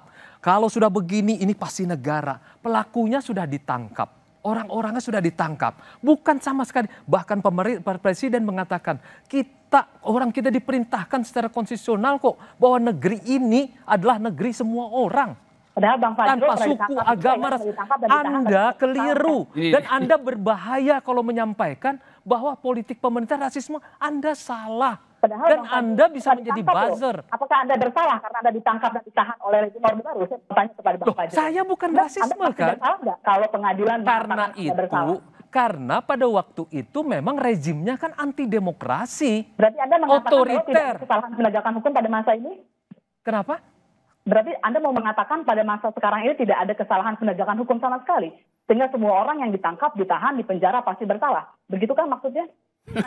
Lihat aja apa yang terjadi di pengadilan. Dan banyak sekali kasus salah tangkap dan sudah dibebaskan. Anda aja ya, Anda bisa bicara bebas nih. Rocky bisa bebas, saya melayani Anda. Anda jangan berharap gini. Saya potong dulu bentar ya, Saudara Fajrul. Mau melayani Anda, mau melayani Rocky. Jangan harap. Baru bicara saja sudah hilang. Berapa banyak teman kita yang hilang. Saya dibuang sampai Nusa Kambangan. Tapi kan kita dulu bersama bisa apologetik dengan Rocky. Tetap membela prinsip-prinsip demokrasi. Itu yang membuat kita bergerak di masa Orde Baru. Dan itu yang membuat kita satu hati sekarang terus menegakkan demokrasi. Anda, Rocky, saya, Uceng, segala macam. Semua orang. Oke, Bung Rocky. Saya mau ngucapin terima kasih buat Mbak Asvina sama Bung Eko tadi. Karena kita tadi menambah perspektif soal buzzer. Apakah itu menodai atau merusak demokrasi. Terima kasih Bung Eko, Mbak Asvina. Kami kembali sesaat lagi.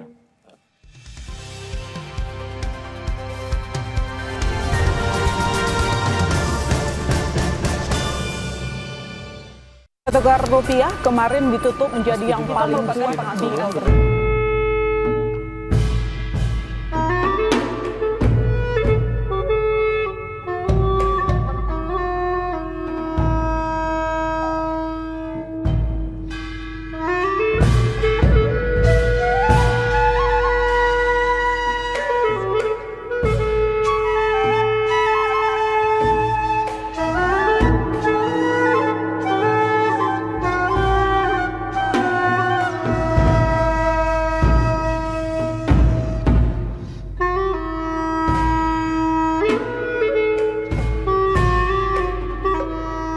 Inilah yang harus kita luruskan sebenarnya. Itu adalah mitos. Kenapa orang mengambil cula badak?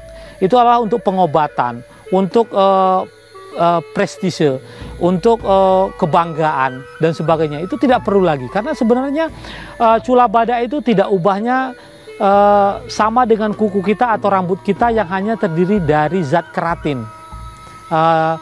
Dari riset yang sudah dilakukan oleh berbagai tempat, termasuk kita di sini, tidak ada khasiat yang khusus selain dari keratin yang terkandung di dalam cula badak itu. Jadi memang harus kita luruskan. Sangat disayangkan hanya dengan tujuan yang mitos yang tidak jelas, badak harus mati sia-sia.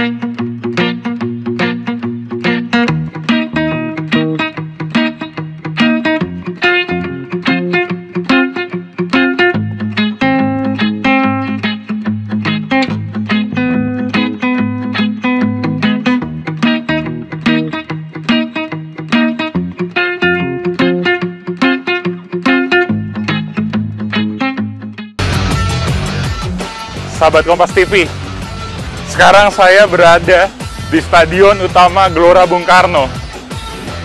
Saya sudah berada di bagian akhir episode malam hari ini. Dalam setiap percakapan publik, dalam diskusi warga negara, selalu yang kita saksikan secara nyata, perdebatan itu selalu dipertajam oleh perkubuan atas nama fanatisme. Menurut Anda apa yang terjadi? Mengapa kita bisa sampai pada situasi seperti ini? Tentu kita pernah punya pengalaman pada Pilkada DKI Jakarta, pada Pilpres. Tapi kenapa kita sekarang berbicara atas nama fanatisme dan junjungan masing-masing? Rosi, masa depan demokrasi akan sangat cerah kalau kita mati-matian percaya bahwa nilai-nilai yang harus kita pertahankan itu berdasarkan basis yang selama ini sudah dibangun oleh para bapak bangsa kita itu. Contohnya lah, kalau kita berdasarkan 5 prinsip dasar Pancasila itu saja, yang Bung Karno misalnya berpidato di Kongres Amerika pada tahun 57 itu dalam bahasa yang paling sederhana. Beliau mengatakan kita percaya kepada Tuhan, beliau mengatakan humanisme ada, nasionalisme atau kebangsaan ada, demokrasi ada, keadilan sosial ada. Dan tugas negara ini kan sebenarnya mengadministrasikan ini semua sehingga bisa menjadi kenyataan. Berdasarkan prinsip-prinsip itu ditambah dengan prinsip demokrasi yang lain, yaitu pengakuan terhadap hak-hak asasi manusia. Menurut saya sih perkubuan itu sebenarnya selesai. Pak Jokowi mempercontohkan ketika kemudian setelah selesai Pilpres, beliau meminta Pak Prabowo yang lawan paling keras beliau, kemudian menjadi Menteri Pertahanan. Dan kemudian semua kubu-kubu yang lain itu dirangkul. Mari kita bersama-sama membangun ini republik berbasiskan kepada alat ikatnya adalah Pancasila, karena sesuai dengan Sumpah Presiden. Halo Bung Rocky? Ya saya setuju aja seluruh yang diucapkan Fajrul Rahman sebagai keinginan itu. Tetapi bukan sebagai hal yang dilaksanakan, justru yang dirasakan terbalik gitu. Seluruh survei mengatakan dalam 16 tahun terakhir periode Jokowi adalah yang paling buruk demokrasi itu. Jangan tanya lagi tuh siapa itu, berarti you nggak baca rilis dong kalau begitu Fajrul ya. Oke itu poinnya. Tadi Fajrul berkali-kali mengatakan buktinya saudara Rocky masih bisa ngoceh ya, maki-maki atau oh iya. Tapi mahasiswa di UGM diancam. Yang di Ternate juga diancam. Kenapa kalau saya masih bisa, mereka nggak bisa? Itu artinya pengecut kekuasaan ini. Pada mahasiswa yang rentan untuk di DO dihajar gitu oleh rektor. Di Ternate juga begitu. Di Ternate, saya datang ke Ternate untuk belain mereka tuh dalam satu kuliah umum. Juga dengan kasus yang sama Papua, rektor memecat mahasiswa di DO atas dasar laporan polisi. Coba bayangin coba. Padahal ini nggak ada urusan dengan kriminal, ini kebebasan bicara di kampus, polisi kasih surat bahwa itu ada problem dengan Papua, karena rektornya takut, karena ada hierarki. Anda nggak ditangkap karena pemerintah takut pada Rocky Gerung? Bukan takut, dia pengecut gitu. Kalau orang lemah itu diucek-ucek. Kalau ke saya kenapa enggak itu? Mungkin karena saya kuat itu. Saya juga enggak kuat. Tetapi tetap ada ya hal yang sama berlaku pada semua orang dong. Jangan mahasiswa yang rentan, orang tuanya dipanggil, diancam gitu. Ya saya nggak punya jabatan karena itu nggak ada gunanya. Di polisi ada 7 kasus di saya dan semuanya nggak ada deliknya sebetulnya karena dilaporin oleh baser-baser dungu itu. Jadi poin saya adalah kita ada di dalam keadaan untuk memperbaiki demokrasi. Tetapi tidak ada ucapan dari presiden yang memperlihatkan bahwa dia sungguh-sungguh hendak memperbaiki demokrasi. Mulai dari keluarin Perpu HTI, mulai macam-macam itu. Terakhir juga ngancam-ngancam. Awas, saya tahu kalian itu. Ini soal Pancasila. Lu Pancasila itu udah jadi kesepakatan. Rocky ini membela HTI. Apanya? Anti Pancasila itu. Siapa? Rocky. Anda tidak setuju dengan HTI? Saya tidak setuju dengan HTI karena dia anti Pancasila, anti NKRI. Gimana dibuktikannya? Dalam pidato paling besar itu dari semua perilakunya pengadilan. Anda Mahkamah Agung. Dalam pidato apa? Kayak begini Rocky. Kita kan sekarang berdasarkan ini negara hukum Rocky. Dia sudah dinyatakan sebagai organisasi terlarang di Mahkamah Agung. Oleh siapa? Mahkamah Agung Rocky. Anda menghargai proses hukum tidak? Karena apa dia dibatalkan?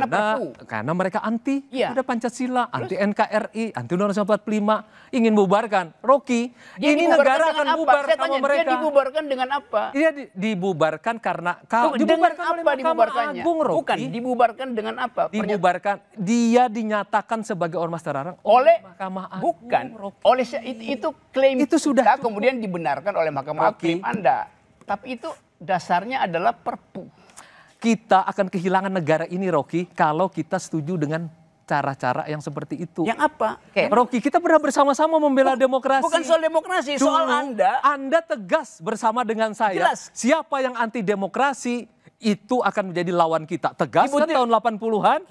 Dan DNA itu masih ada di kepala kita sampai hari ini. Kenapa sekarang Anda apabila terjadi hal-hal yang terkait yang Anda sebutkan tadi ya, contoh-contoh, mari kita perbaiki ini Rocky bersama-sama. Saya terangkan saya tetap menghargai itu nggak perlu lagi karena soal HTI dan Perpu Ormas itu sudah itu satu paket pelarangan pikiran orang. Tidak, Rocky. Orang berpikir HTI mau bikin negara Islam ada peraturan perundang-undangan yang dilanggar. Saya mau gini, Anda berdua ini sebelum saya mau tutup ya, Anda berdua ini kan sama-sama aktivis demokrasi, sama-sama sahabat, berdiskusi panjang lebar dengan bosnya atau gurunya para aktivis. Saya mau terangkan satu.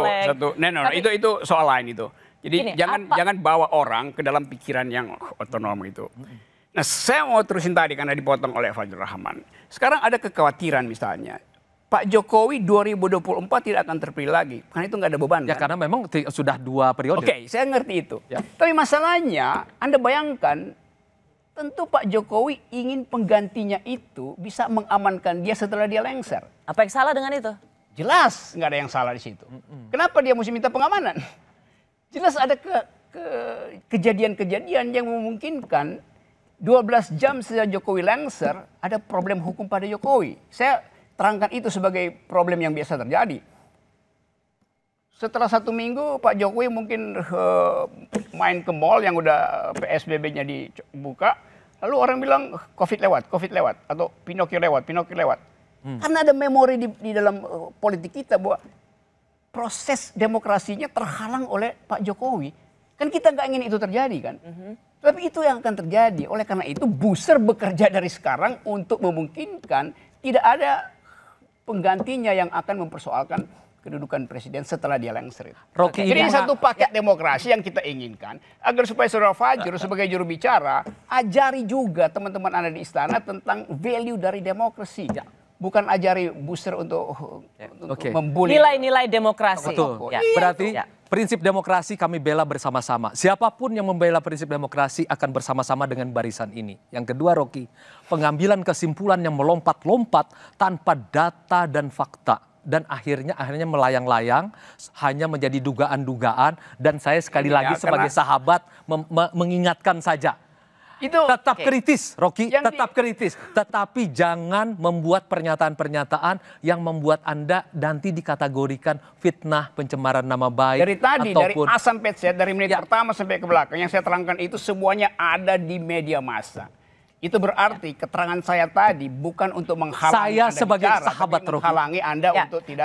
Nggak usah diingetin. Sahabat dalam demokrasi.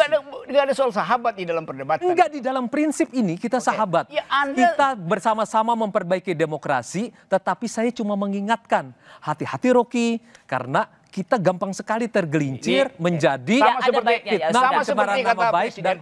Anda terangkan itu pada Presiden itu. Hati-hati Pak Jokowi, kalau Anda nggak paham demokrasi, Anda bisa tergelincir. Beliau menyampaikan kepada saya agar saya menyampaikan kepada Rocky dan kepada publik bahwa Presiden Joko Widodo adalah champion demokrasi di Indonesia. Dan kita berharap masa depan demokrasi di Indonesia akan terus baik dan akan baik, lebih baik lagi. Dan itu barusan dibatalkan oleh survei bahwa selama periode Jokowi, demokrasi memburuk. Itu dibatalkan oleh survei. Baik, terima kasih ya Bung Fajrul Rahman, juru bicara Presiden Jokowi, Bung Rocky Gerung. Saya malam hari ini rasanya kurang. Pasti kalau bisa sampai subuh Anda berdua seperti juga diskusi-diskusi para aktivis sampai pagi. Tapi saya percaya Anda berdua masih bisa seperti perjuangan politik adalah perjuangan nilai. Bung Hatta dalam bukunya berjudul Demokrasi Kita, ia menulis demokrasi bisa tertindas sementara karena kesalahannya. Tetapi setelah ia mengalami cobaan yang pahit, ia akan muncul lagi dengan keinsyafan. Keinsyafan atau kesadaran ini hanya bisa ada ketika kita punya ikhtiar untuk saling mengingatkan dan juga mau mendengar. Saya Rosyana Silalahi, tetaplah di Kompas TV, independen, terpercaya.